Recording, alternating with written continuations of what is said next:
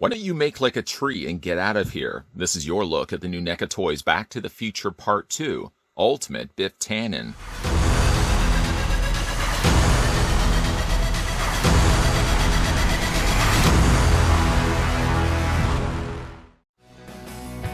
Marty McFly and Doc Brown experience the adventure of a lifetime in an unlikely time machine as they travel to the past, the present, and the future, setting off a time-shattering chain reaction that disrupts the time-space continuum.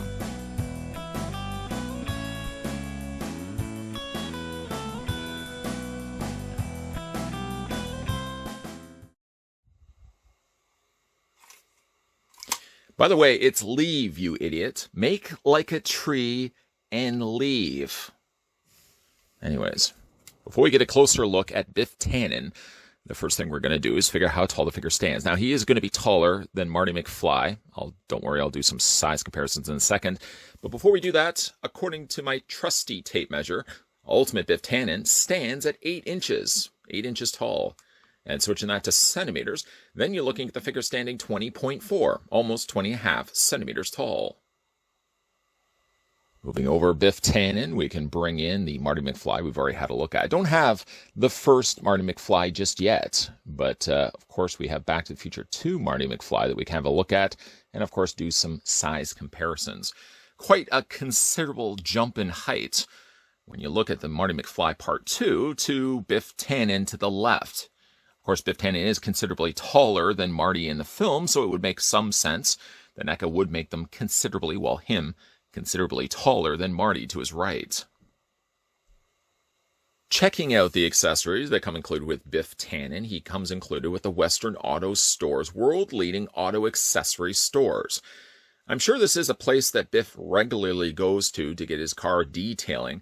What he wasn't expecting, I'm sure, was the manure removal, which was an additional $80 on top of the $213.57. Of course, we all know what happens to his poor 1946 Ford Super Deluxe Coupe, covered in manure, and it cost $80. Now, that's $80 back in 1955, November 22nd to be exact. That's a pretty steep bill now to be shelling out. You'd be paying $302.57 in, of course, 1955. That would be quite expensive. This is all just done in paper, by the way, just a cardboard sheet of paper. You can hold on to that, certainly, if you want, and keep that for billing purposes, I'm sure. He also comes included, and this is a nice touch, that he gets the Saturday Night Dance, the enchantment under the sea, be there or be square. Once again, treated to a cardboard material. I certainly don't expect this to be done in plastic nor laminated because it would defeat the purpose of having this more as a flyer that would be handed around. But nice touch to see that they would include this with Biff Tannen. He does also come included with the main thing, the antagonist that alters the stream of time, and that would be the Gray's Sports Almanac, running from 1950 to 2000. More than enough information inside for Biff Tannen to alter the reality into this distorted, bizarro world that, of course, Marty McFly comes back to. Realizing he would have to then go back and take the almanac from Biff, leads us back to the events of the 50s. Really nice touch of detail. Now, this is basically just all done in a sheet, a square of plastic. The NECA Toys, spining even the edge of it, just literally took a laminated label and ran it across the spine from top to bottom. Just again, a nice little touch of detail. I like the fact that they would include this. As you can see on the back, your source for all sports facts, in-depth coverage of all the major sporting events from the 1950s to the year 2000. Really, really cool. Now, there is technically a place where you can house this. You could simply just have it with Biff in his possession. But if you want to keep it a little bit more secure, of course, Bizarro Biff knew to lock this away. He comes included with a little safe. The safe does have hinges on the side and does also have a way to open it up. It's basically just this little link chain. If you do have some difficulty getting it, I find if you just tilt it up just a bit that you can actually grab the chain just like that. You're just going to pull this away. Don't pull it too hard because I feel like the chain loop may break. If you open it up, ooh la la, inside we've actually got an issue of Ooh La La. This is the number 29 issue of Ooh La La. but it's also just the proper size to take the sports almanac and fit that inside the safe for safekeeping. See what I did there? A nice detailed looking safe, all just molded in black plastic. But again, a nice little touch to include this. I certainly hope as well that this may be a precursor to eventually getting more Biffs. Of course, the Biffs have inhabited many of the different time streams. Mad Dog Biff Tannen, Mad Dog Tannen, I should say. Of course, the bizarro Donald Trump Biff would also be a nice inclusion. I don't even feel like we necessarily need to get the regular 80s Biff. I think that would be too much excess.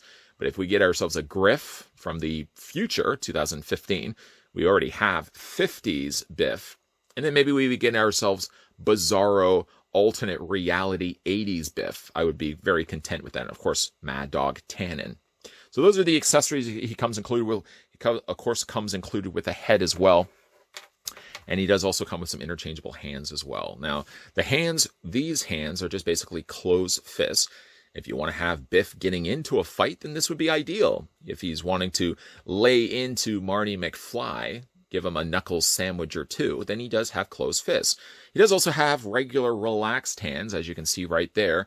And he does also have a thumbs up.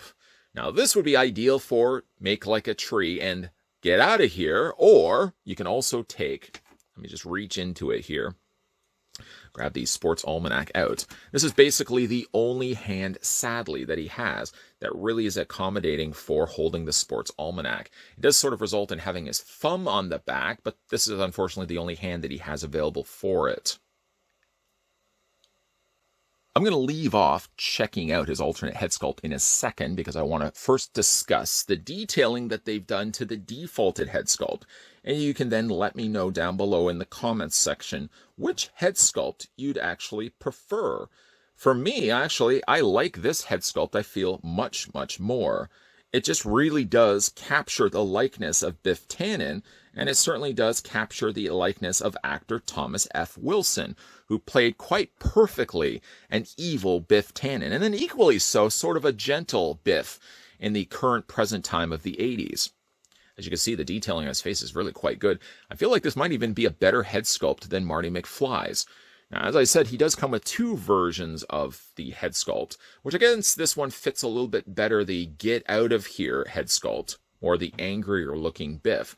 But I think both of them are actually quite good.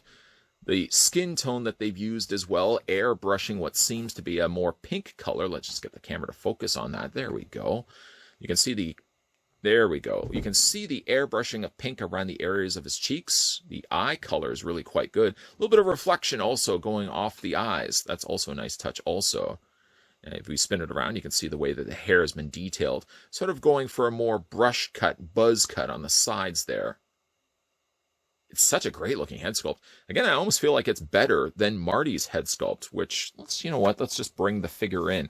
Even though, again, this isn't technically 50s Marty, I think both of them are really quite good. I feel like I could give awarded points to Biff for being a little bit more closely resembling Biff from the film.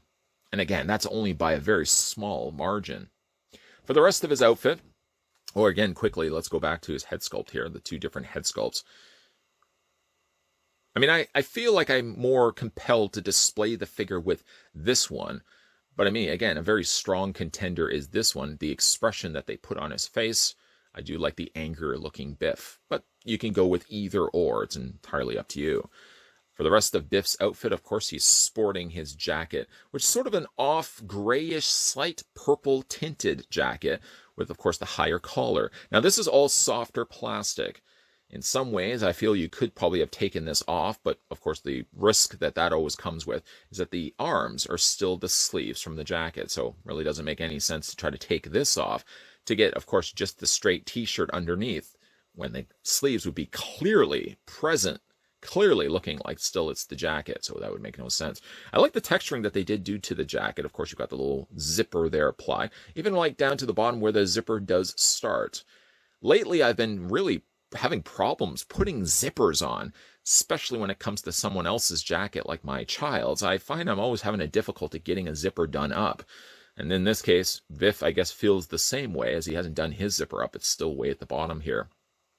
Spin it around. Of course, you can see the back on it. Really, NECA always does great work when it comes to natural folds and wrinkles on sleeves, and even the jacket itself. It does have like a natural drape to it.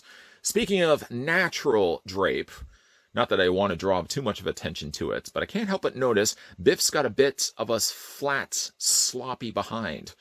I don't know why I feel so compelled to mention that, but it does seem like he's got an awfully flat behind. There, now you can think about that for the rest of the review. The detailing on the pants is nice. He has no belt, but he does have, even like the little areas on his jeans, those rivet points have been put in place there. Really nice touch to detail on NECA's part. We move a little bit further down. He's got the white socks. He's also got the black shoes, which you can see have already been laced up. Don't have to worry about his shoes being untied in this case. And then he does have the painted soles in gray on the underside with notable peg holes you'll see on both sides. So you can use a display stand if you want to put Biff in a more creative looking pose. One thing I noticed about the pegs here on the ankles is that they did default to using a gray plastic. Unfortunately, though, while moving the feet up and down, it's naturally going to happen. The paint has started to flake off. I wish they would have just simply used a white plastic peg, because then you wouldn't even run the risk of having the paint flaking off, and it would still continue to look white and match the socks that he has. Let's have a look at the articulation on Biff. His head rotates all the way around. A little on the tight side, but it does move up and down. And you can also rock it back and forth. The arms hinge out. Now, I've noticed on these arms, they only give you to about a 75-degree angle bend. I haven't been able to force them in, and nor really would I want to force them anything past that point. I mean, I don't understand really anyways people mentioning why arms don't hinge higher up. Why would you want to have the arms higher than this anyways? Unless he's planning to do jumping jacks, which I guess you could really pull off by just rotating the arms the opposite way around. I'm perfectly fine to have arms going that far out. I'm never going to really display the figure in this pose anyways. I think that would be absolutely ridiculous. But the arms do hinge out. As you can see, they're using gray plastic for the hinge joints on the shoulders. But the arms go forward, the arms go back. He does have a double hinge on the elbow. And like Marty, his hands rotate all the way around with an additional hinge allowing the hands to pivot back and forth. Biff does have articulation in the upper torso, something I still can't seem to pull off with Back to the Future Part 2, Marty McFly, but he just has a very comfortable, easy to manage and easy to move ball joint on his upper torso. A little on the squeaky side, but at least it's going to move all the way around. The legs split out, as you can see. I don't know why I always feel compelled to show you the under section of his legs, but you can see that there's ball joints working behind the scenes there. His legs go forward, his legs go back. He has a swivel, essentially where that thigh attaches to the ball joint, right there. He does have a bend at the knee, which also allows the lower leg to rotate. And then going back to his feet rotate all the way around, technically all the way around. I mean, you're going to obviously get the back of the heel sort of running against the cuff of the pants. And again, I ask you, why would you want to rotate the feet all the way around this way anyways? But it does do that. You'll just have to kind of fight to get it around that cuff. In addition, the feet do move up and down. And yes, in case you're also wondering, these feet do have ankle pivots happening as well. I feel there's certainly a lot of mileage here that can come from releasing a Biff like this, obviously, or once we can get the licensing down. I'm sure the fact that they do have already a 50s Biff means that they already have the license approval to give us additional Biffs. I mean, the idea, let me just get his feet to be flat there. The idea that we already have ourselves, say, a 50s Biff, you gotta feel like NECA's planning to release all the various Biffs of all the various timelines. I hope that also still includes Mad Dog Tannen. And hopefully as well, that also means, let's get his feet to straighten up. There we go. Let's hope that also means that we're also going to be getting that alternate distorted present time, where of course Biff runs everything, being of course that he did have the sports almanac working in his favor. He became this sort of distorted Donald Trump. I know most people have pointed that Donald Trump was the inspiration to that, but I hope we certainly get that distorted, alternate, bizarro present time Biff as well to go along with this one, because I really like what they've done with the head sculpt and the overall execution here on 50s Biff. 50s Biff turned out to be a great-looking figure with an uncanny likeness to actor Thomas F. Wilson, who of course played Biff Tannen in his various different ages and his various different looks in all the Back to the Future films. The fact that we do have ourselves now 50s Tannen, I gotta hope it's because Thomas Wilson signed off his likeness rights to NECA Toys, which will then mean, ergo, we will be getting future Biffs in the not-so-distant future. Now, if I was to do away with any of the Biffs in the time stream, and not get figures of it, I don't think I'd be all that disappointed if we didn't get the willing to wash your car Biff that appeared at the end of the first film. But most definitely I'd be excited to see a distorted Bizarro Biff from the alternate 80s time stream, where of course he becomes wealthy and powerful, all thanks to the sports almanac.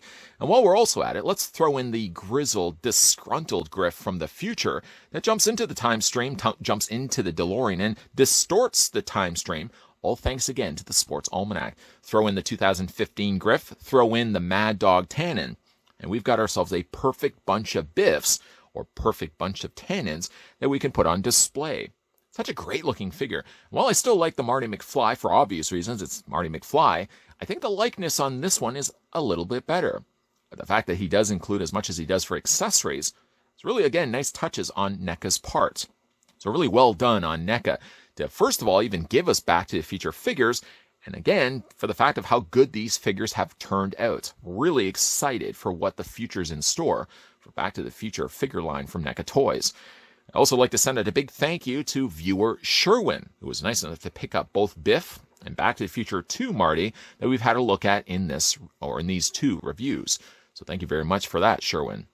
If you guys are new to the content, new to the channel, and liking the content that you guys are seeing, consider the idea of hitting that subscribe button down below and moving on over to the bell notification. You can turn that on as a guarantee that when future videos are coming onto this channel, you won't be the person that's missing out. Just also an FYI. Just know that Monday to Friday, 12 p.m. and 2 p.m. Eastern Standard Time, new videos will be popping up onto this channel. So you don't even need a time machine to jump back to the past, or in this case, jump to the future to know when new videos are coming here. Just know, Monday to Friday, 12 p.m. and 2 p.m. Eastern Standard Time. We're going to be having a look at a whole bunch of NECA reviews lined up. So keep your peepers, as always, keep those peepers ever so peeled. Isn't that so gross? As always, guys, thanks for watching, as you always do, and I'll see you guys next time.